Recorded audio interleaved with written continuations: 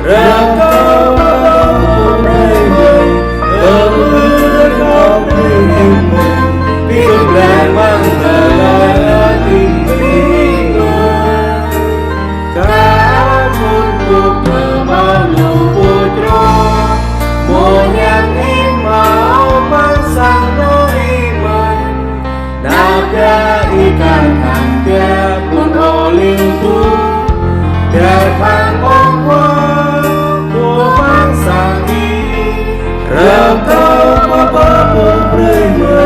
kau berakau berjumpa hidup dan mantalai hati firman nungkan yang pebuka biongui kelai tu siapa rangui kekuat rekau bagai pengyam keibrei tui pusi om dalam ini Rekau beriman kau berjumpa hidup dan mantalai hati firman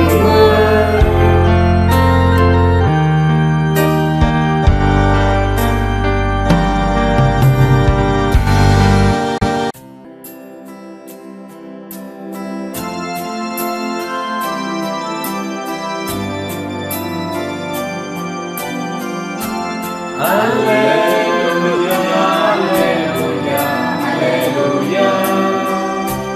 Dia minta kap tertua, wajah aku memang minta. Amrat mengkuat mereka, minta cinta. Haleluya.